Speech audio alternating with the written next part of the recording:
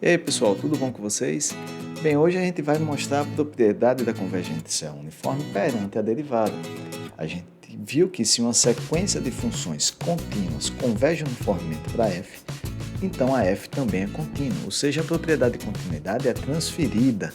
Da mesma forma, a propriedade de integrabilidade também é transferida. A de derivada é um pouco diferente. Vocês vão ver que eu vou pedir que todas as funções fn sejam de classe C1 e que suas derivadas convirjam uniformemente para uma função g.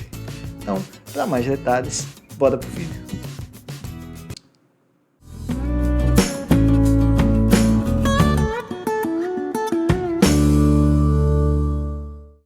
Vamos ver se eu consigo demonstrar esse teorema da derivação. Veja, o teorema da derivação é similar, a ideia é similar, tanto de continuidade, integração e derivação. Só que a hipótese da derivação é diferente.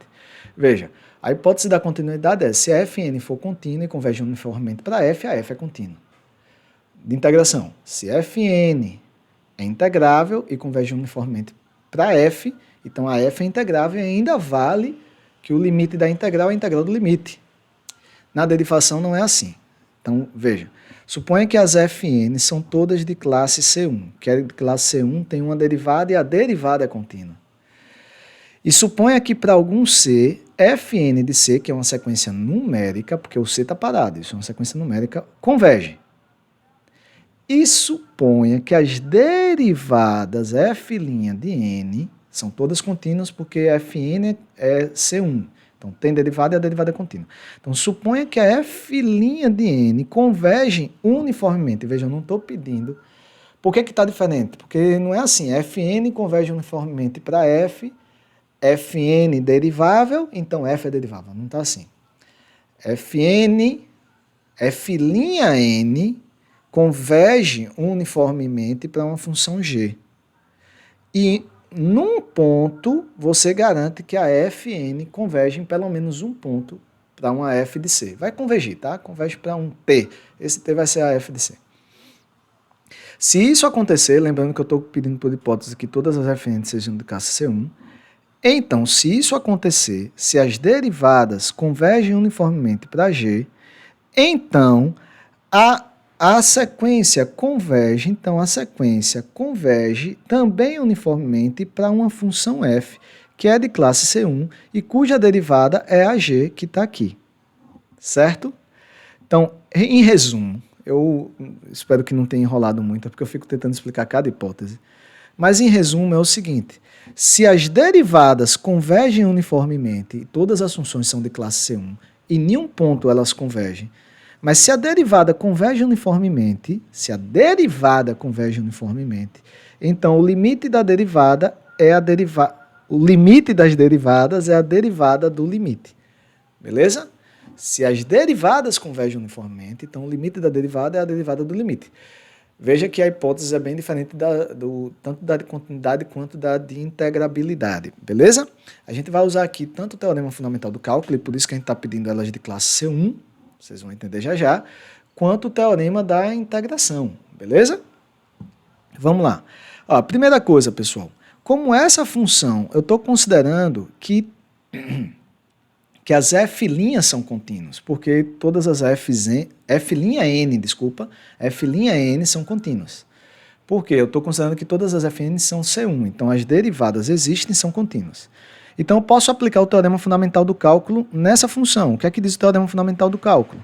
A integral, né, de c até x, já que f' é contínua, então eu posso usar essa integral, é igual a f de x menos f de c. Beleza? Porque, nesse caso, a f é uma primitiva da f', né? Teorema fundamental do cálculo, vocês não vou dar para explicar muito não. Isso vale para cada x do intervalo, beleza? Esse c que eu peguei é justamente o c onde a sequência é o c que converge, beleza? Epa, tem um erro aqui, fn, tá? Desculpa. Aí preste atenção, pessoal. Pelo teorema 3, qual é o teorema 3? Da integração. O que acontece? Preste atenção. Todas essas funções aqui são integráveis, porque elas são contínuas, logo integráveis. E convergem uniformemente, as derivadas convergem uniformemente para g.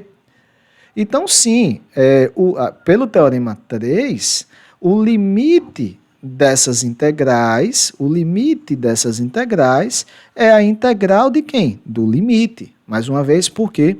Porque todas as fn são contínuas, logo integráveis, e fn' são contínuas, logo integráveis, e fn' converge uniformemente para G. Então, posso usar o teorema da integração. Então, o limite dessas integrais aqui é a integral do limite, pelo teorema da integração que a gente acabou de provar. Além disso, eu pedi por hipótese que essa fn de C convija para um ponto, que eu vou chamar de f de C, dane-se. É porque é f de C, tá, pessoal? Mas não precisa filosofar muito, não. É porque mesmo que eu botasse aqui um T, depois você viria que ele é f de C, é só botar o x igual a C, beleza?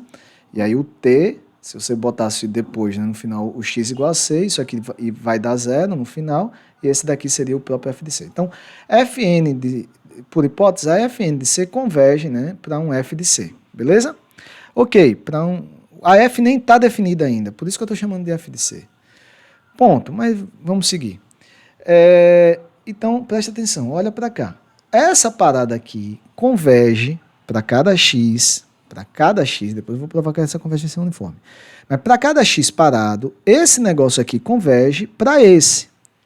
Aqui não depende do x, tá? Então, e esse negócio converge para esse, beleza? Para cada x parado, esse converge para esse converge para esse. Então, eu tenho assim, então, uma convergência pontual. Essa coisa converge para um número, essa coisa converge para esse número. Eu vou chamar a soma desses números de f de x.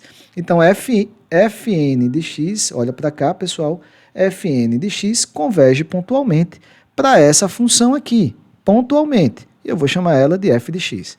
Mais uma vez, toda aquela minha conversa, porque eu estou chamando esse f de c? É porque se você botar c aqui, se você tivesse chamado esse de t, chamou de t, ó, chamou esse de t, beleza? Então, f de x é igual a isso para todo x, isso em particular para o c.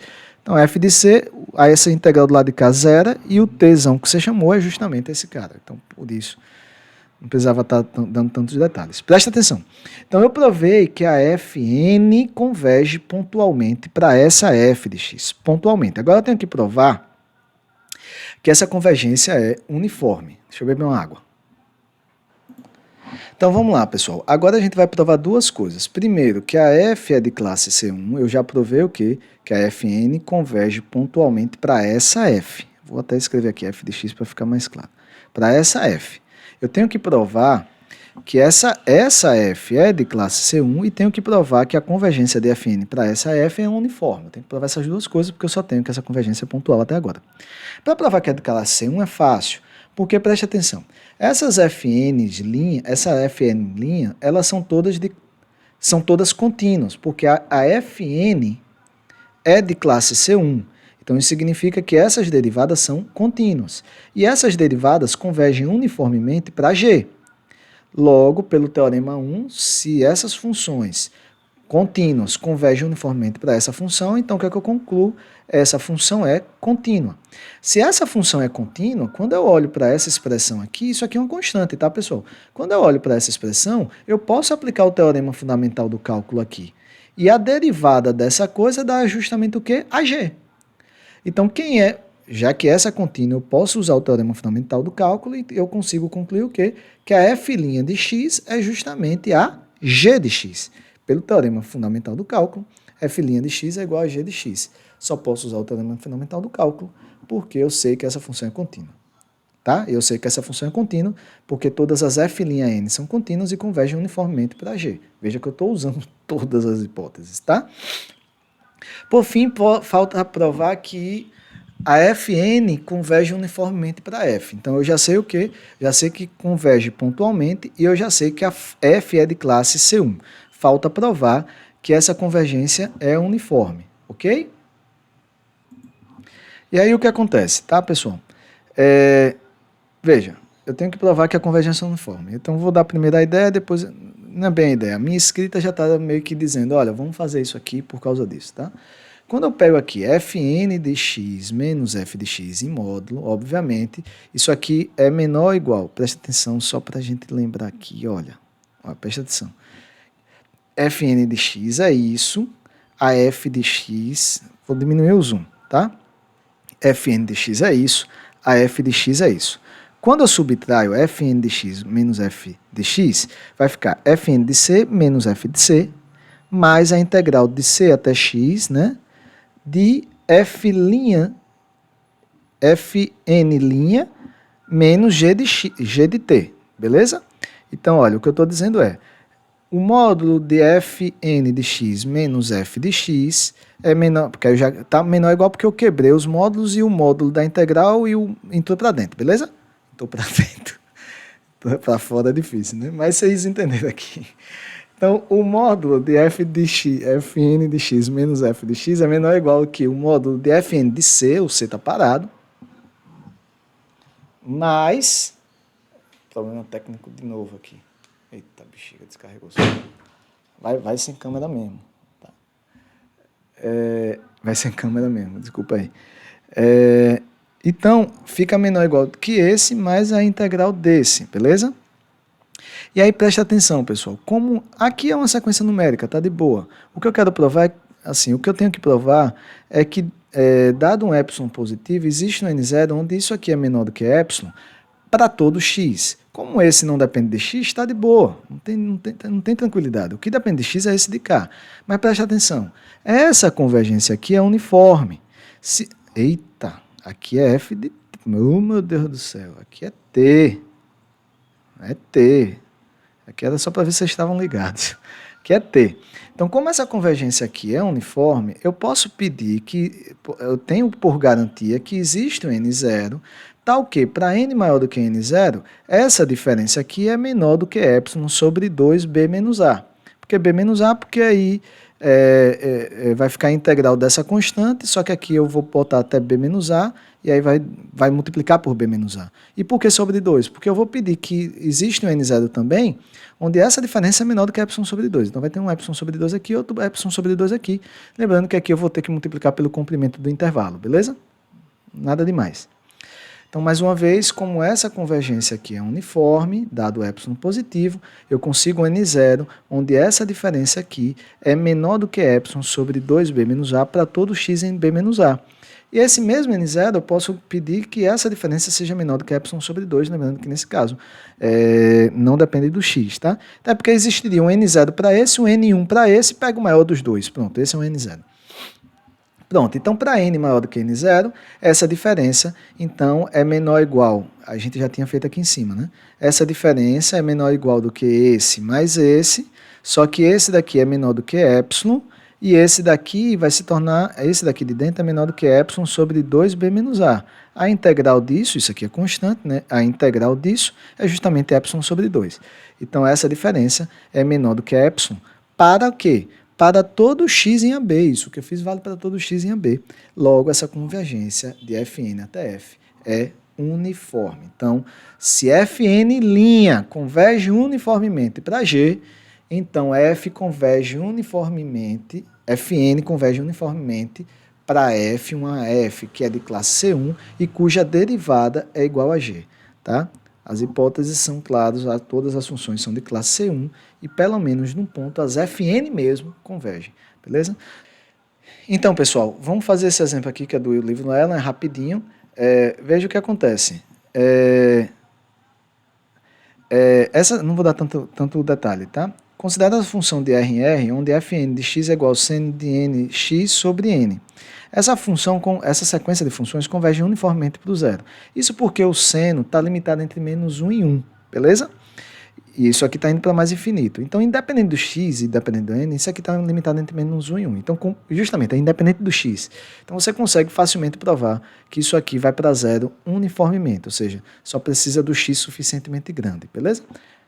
Bem, eu acho que vocês entendem, mas é porque o módulo de nx sobre n, isso aqui é menor ou igual do que 1 sobre n. Então, basta pedir um n grande para que isso seja menor do que epsilon. Pronto, é isso. Então, a sequência de funções converge uniformemente para a função nula. Só que todas essas funções são de classe C1 também, não está bem escrito, mas todas essas funções são de classe C1 também. Só que veja, aqui está escrito. Só que veja só, todas essas funções convergem uniformemente, todas elas são de classe C1, só que a derivada, a sequência das derivadas, que é o cosseno de nx, nem converge. Tá? Então, veja, não dava para eu trocar a hipótese da Fn' convergir uniformemente para G por Fn converge uniformemente, saca? Não dava para trocar essa hipótese da Fn' convergir uniformemente para Fn convergir uniformemente. Pelo menos não dá só assim. Com mais hipóteses eu não sei, aí talvez fique como exercício, né? Não sei exatamente. Não dá para saber, claro que pode ter com um monte de outras hipóteses acontecer, tá? Mas não dá só para trocar um pelo outro, tá? Então esse exemplo aqui mais rapidinho. Bem, pessoal, aqui mais uma falha técnica, o celular descarregou no meio, estou sem câmera, mas é a vida, tá bom? No próximo vídeo a gente segue provando esses resultados. Se você está seguindo aí a playlist, compartilha com seus colegas, dá uma curtida aí e segue o canal. Valeu!